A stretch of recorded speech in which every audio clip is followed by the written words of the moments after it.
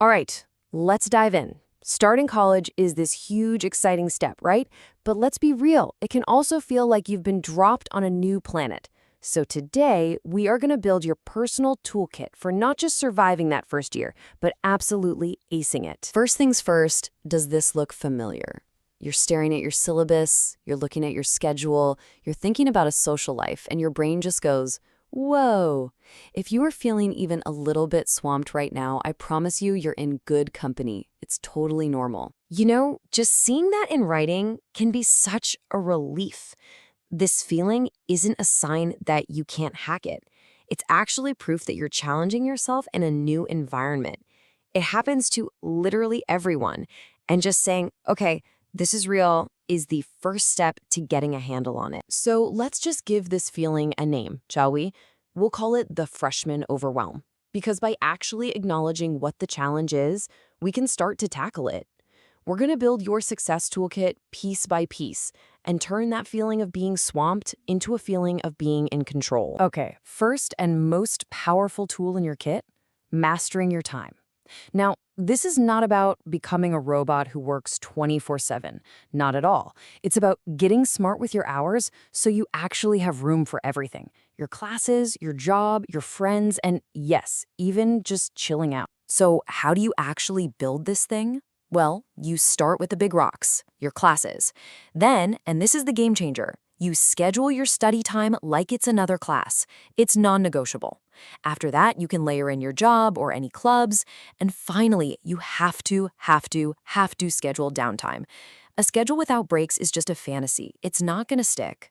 All right. Once your time is managed, you've unlocked the ability to succeed together. College is not a solo sport.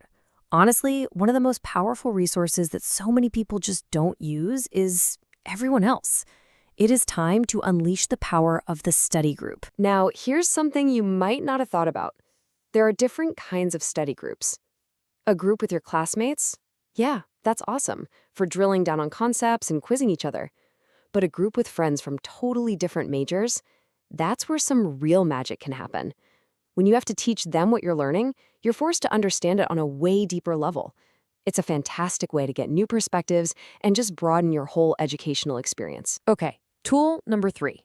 This is all about preventing the chaos before it even starts. If your schedule is your game plan, organization is your defense.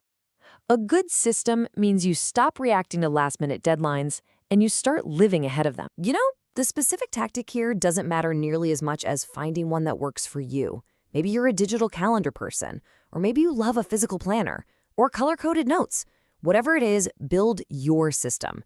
And that old trick of breaking a huge paper into tiny little tasks, I'm telling you, it works every single time. So, just for a second, what's your gut tell you? What's your style?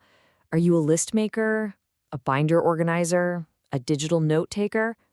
Knowing that about yourself is seriously half the battle. This might be the most important tool in the whole box. We have this tendency to treat our own well-being like it's a luxury, something we'll get to if there's time left over. That is a huge mistake. Your well-being is the engine. You can't perform, you can't learn, you can't succeed if you're running on empty. So a balanced day might look something like this. And what's the first thing you notice? Sleep gets the biggest slice of the pie. And look at that, well-being. That's your food, your exercise, just relaxing. It gets the same amount of time as studying. Success isn't just about hours logged in the library. It's about the quality of all your hours. I want this number to sink in, 7 to 8. That's not a suggestion, that's the recommendation for your brain to actually work at its best. Think of sleep not as doing nothing, but as an active academic strategy. It's when your brain files away what you've learned, and it's what lets you focus in class.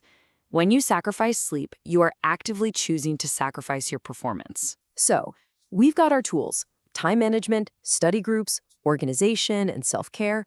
But to make all that stuff really work, you need the right mindset.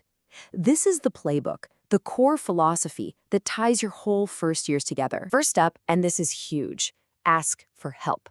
It is not, I repeat, not a sign of weakness. It is a sign of strength. It shows you're self-aware.